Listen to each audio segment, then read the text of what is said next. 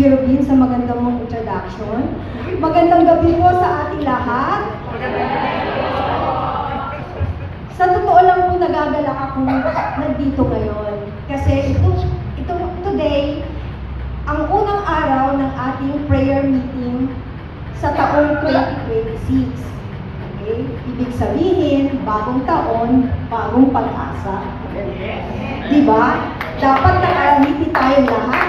Thankful tayo. Okay? Kaya, umpisahan po natin ang ating prayer meeting. Sama-sama po tayong magdasal, umawit, at ihandog po natin ang ating mga puso sa Diyos. Itaas po natin ang ating panalangin na bawat isa sa atin ay pagpalain ng Diyos. Maging maayos ang ating bansa at wala na pong pamilyang Pilipinong magugutom. Sa ngalan ng Ama, ng Anak, Espiritu Santo. Amen.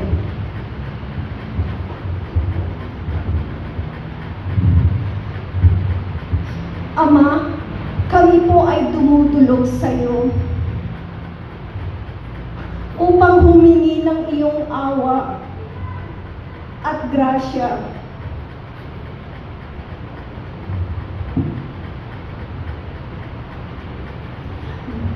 Baguhin mo po ang aming mga puso sapagkat ang tunay na pagbabago ay nagmumula sa kanlungan ng iyong pagmamahal.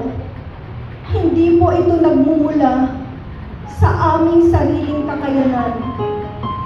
Sa iyong dakilang pag-ibig, napawi ang aming kasalanan, kahinaan, at takot. At patuloy mo kaming binabago at hinuhubog ayon sa kapangyarihan ng iyong pagmamahal.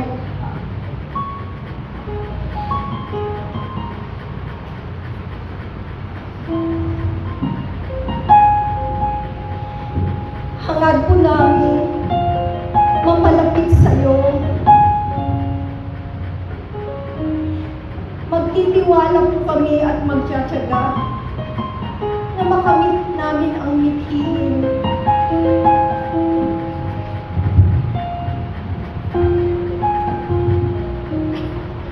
Sapagkat sa iyong pagmamahal, hindi mo kami pinabayaan. Nariyan ka palagi sa lahat ng pagkakataon. Hiling namin na pagkalooban mo kami ng lakas para muling bumangon, tumindig, at harapin ang panibagong buhay na may pag-asa, tapang at pagpapakumbaba. Sa bawat paglalakbay namin, naway patnubayan kami ng banal na Espiritu Santo. Sapagkat ang iyong pag-ibig, yun ang nagtutulak sa aming magpatuloy.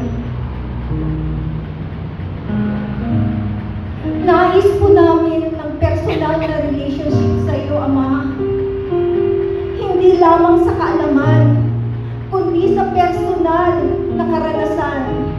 Nais po naming madama, makita, at maisabuhay ang iyong pagmamahal sa bawat araw-araw. Sa bawat desisyon, kilos, at pananaw sa buhay, kami ay ginagabayan ng iyong pagmamahal. Tunay nga, Ama, na ang iyong pagmamahal ay pinalaya kami sa alipin ng kasalanan, sugat ng nakaraan. Kaya ngayon, natuto kaming magpatawad, natuto kaming magmahal, natuto kaming maging malaya ayon sa iyong kalooban. Kaya, dinggin mo ang aming mga dalangin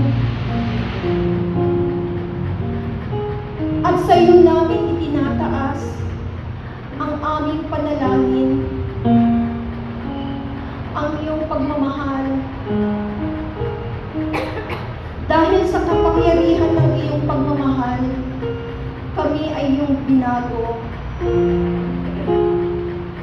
Let us feel the presence of the power of love.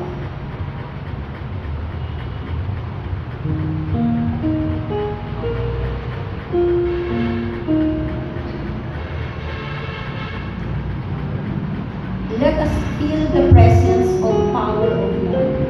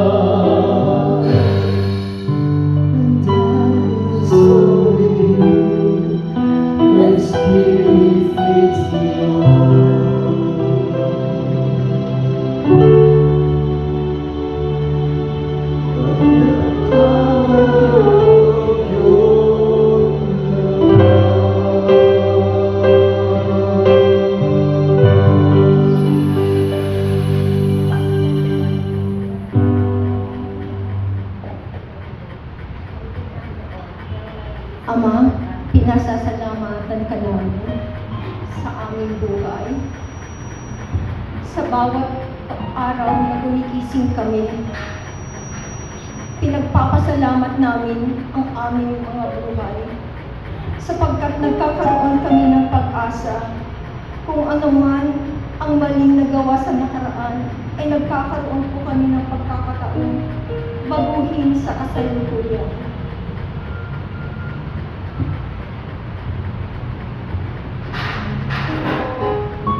Alam mo po ang aming mga pangangailangan. Alam mo po ang nilalaman ng ang aming mga puso.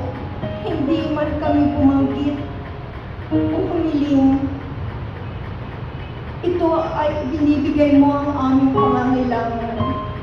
Sapagkat Ama, hindi mo po pinababayaan ang iyong mga anak.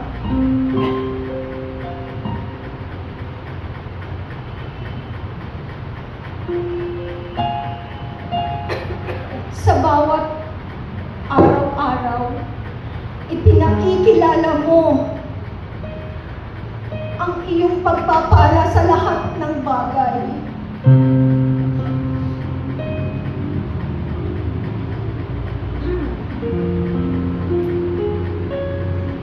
Ang iyong kadakilaan, ang iyong pagmamahal, ang iyong walang hanggang pagmamahal sa katulad naming makasalanan.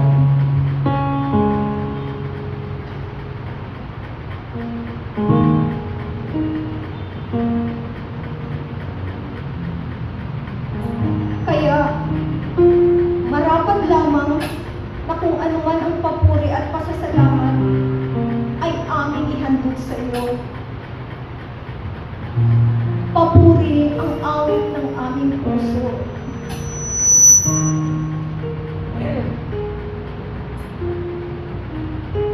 Sapagkat nariyan ka sa lahat ng panahon, hindi mo kami iniiwan. Lalo na kung walang malalapitan. Ikaw ang aming lakas. Ikaw ang aming sandigan. Dinggin po, Ama, ang aming papuri at pasasalamat. Ito po ang awit ng puso ng bawat isa sa amin.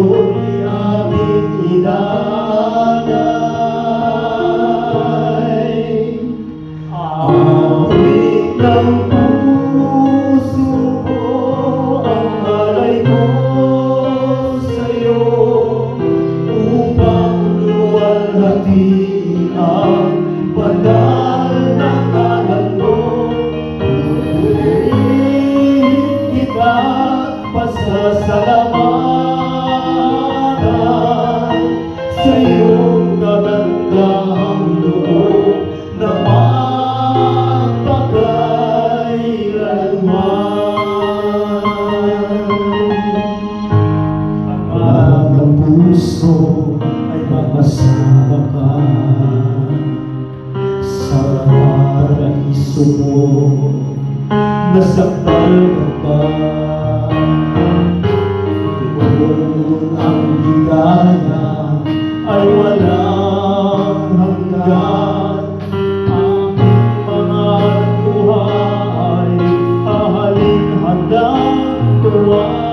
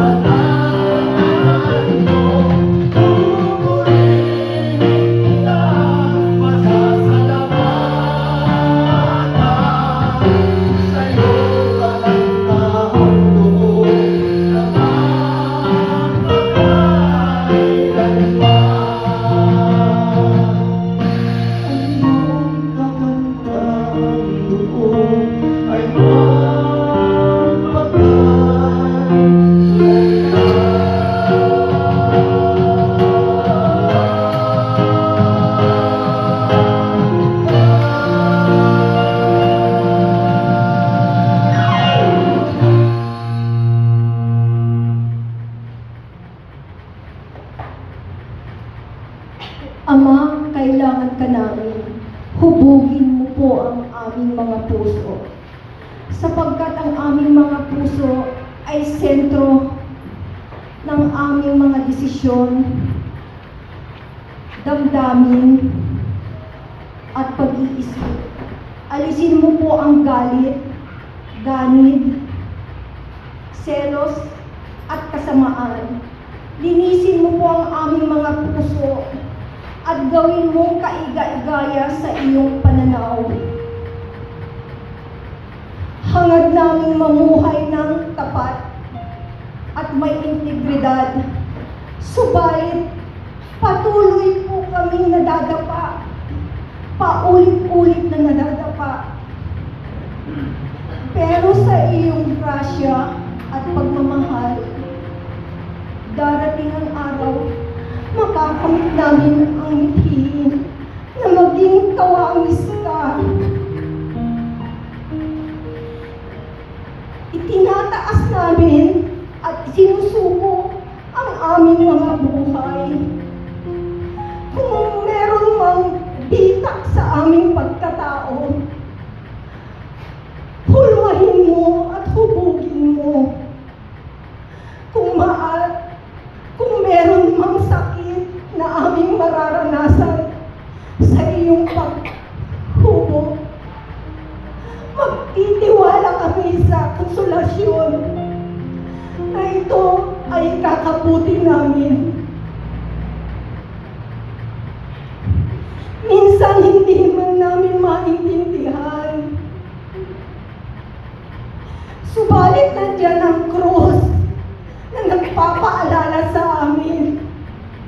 Mahal kami ng Diyos, namatay siya. Iniligtas niya ang sanlibutan. Alam namin walang hanggan ang kanyang pagmamahal. Ama, pinagkakatiwala namin sa iyo. Kung ano man ang gawin mong paghubog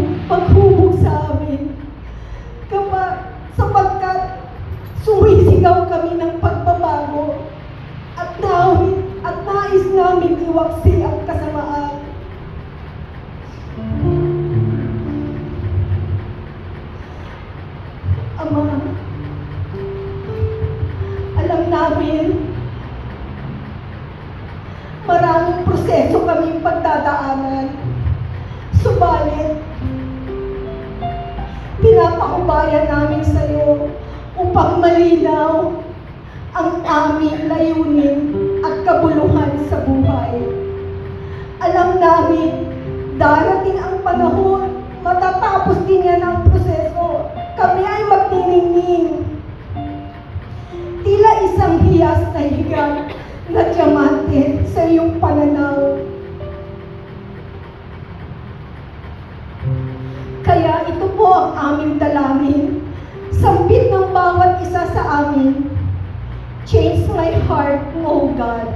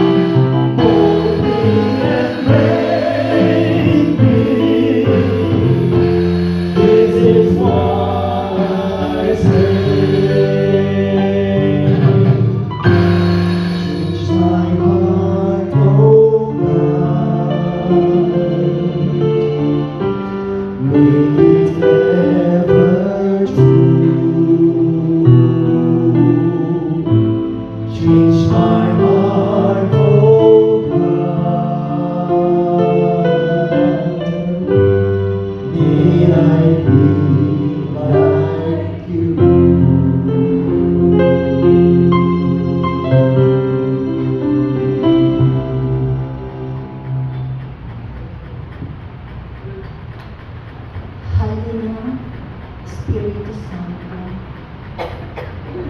manahan ka sa lugar na to. Puspusin mo ang aming mga puso. Punuin mo ng iyong presensya na nagbibigay buhay, liwanag, at kapayapaan.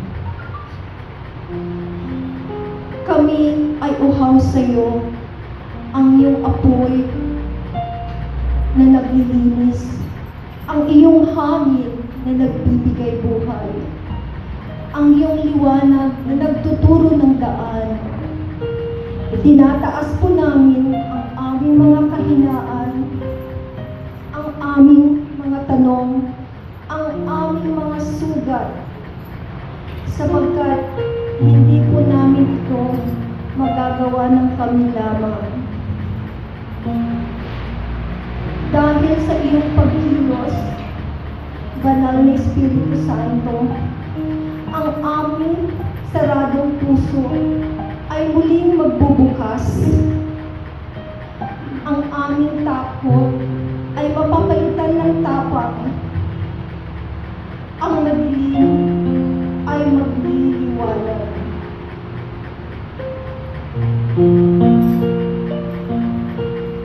Puspusin mo kami ng iyong banal na kaloob, ang karunungan, ang kaalaman, pag-unawa, tapang o lakas ng loob, pagpapayo,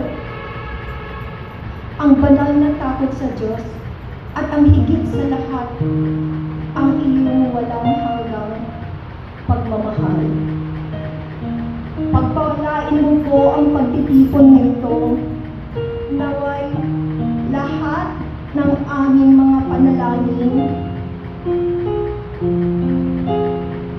mga salita, katahimikan, ay gawing daluyan ng iyong banal na presensya. Come, Holy Spirit. Come, Holy Spirit. Please all stand.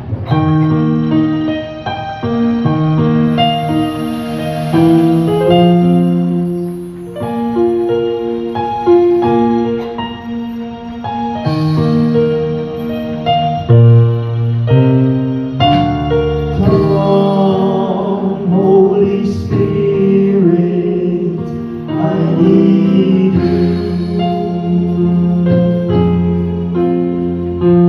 Come, Holy Spirit, I pray.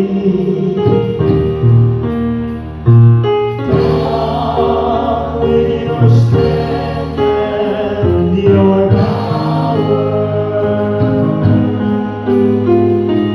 Come in your own special way.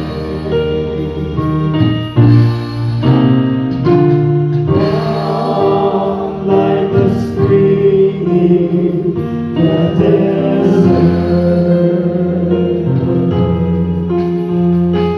Come to the withered of soul. Lord, let your sweet healing power touch us and make us whole. I need a Espiritu Santo.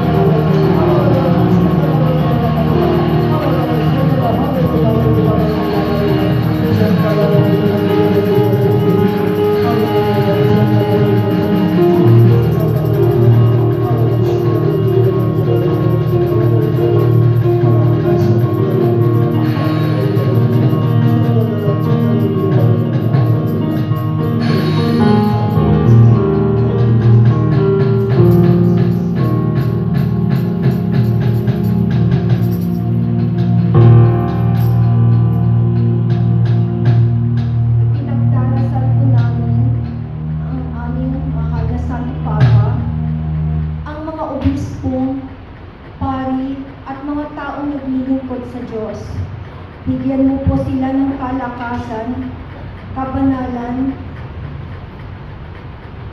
at tapang na patuloy na ipagpatuloy ang pagsisilbi sa Diyos para sa kanyang kaluwalhatian. At para naman sa Santo Domingo Charismatic Community, pinagdarasal po namin na ipadala mo po ang maraming bagong miyembro upang lalong lumago ang aming community, at para naman sa dating members na bigyan mo po sila ng alab ng puso na patuloy ang paglilingkod sa Diyos. Para sa mga taong may sakit, physical man, mental, ipuin mo po, Ama, ang kanilang mga sakit, pagalingin mo po sila, at kung ano man po yung pagkukulang sa kanilang buhay, ikaw na po ang bahalang puno. Pinagdarasal din po namin ang mga taong nagluluksa, ang mga taong walang pag-asa at naliligaw ng landas. Ama, yakapin mo sila, ipadamo po ang iyong pagmamahal, at tayo mo po sila na bumalik ang kanilang pananampalataya. At pinagdarasal din po namin ang mga kabataan. Ilayo mo po sila sa bisyo, akayin mo po sila sa tamang landas, sapagkat sila po ang pag-asa ng aming bayan. Pinagdarasal din po namin ang kapayapaan sa buong mundo. Pinagdarasal po namin na manaig ang hustisya. At iwasan po ang pagkakaroon po ng mga pag-aaway ng bawat bansa. Mamayani po ang katahimikan at pagmamahal ng Diyos sa bawat bansa at sa bawat libo. Pinagdarasal din po namin na lahat ng aming intentions at personal prayers, basbasan mo po ang mga, alam mo po ang makakabuti sa amin. Tuparin mo po ang mga bagay na pinagdarasal natin, sapagkat ang mga ito, alam mo po kung makakabuti sa amin.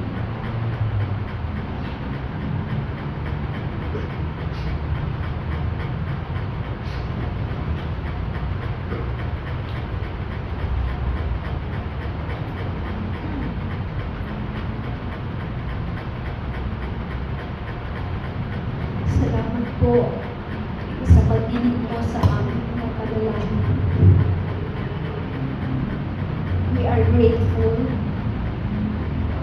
for whatever you have given to us.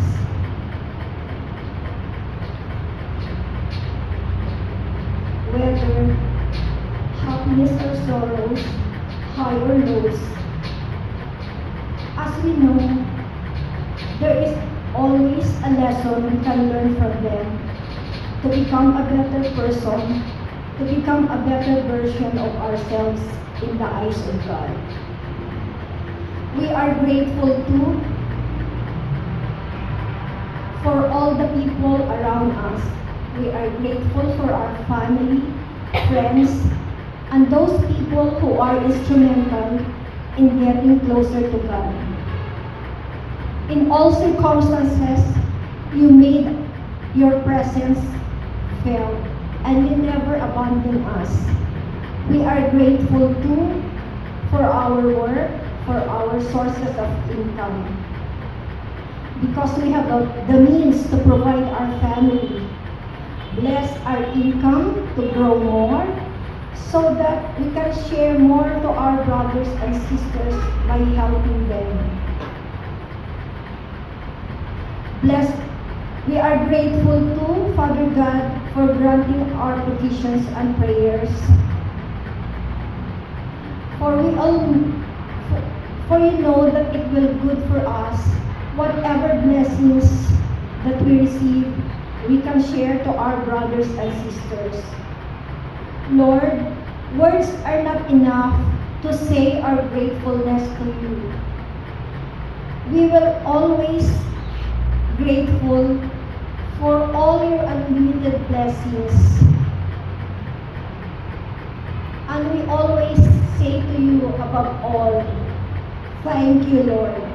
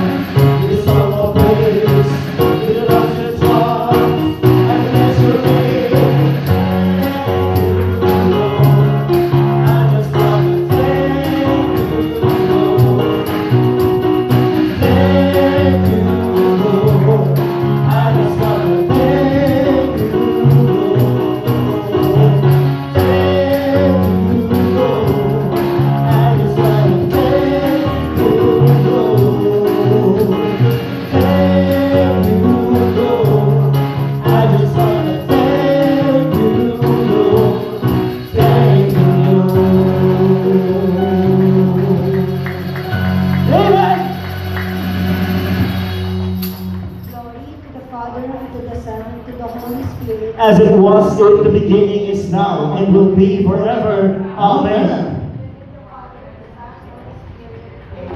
Amen. Maraming Palakpakan po salamat. natin ang ating Panginoon. Amen.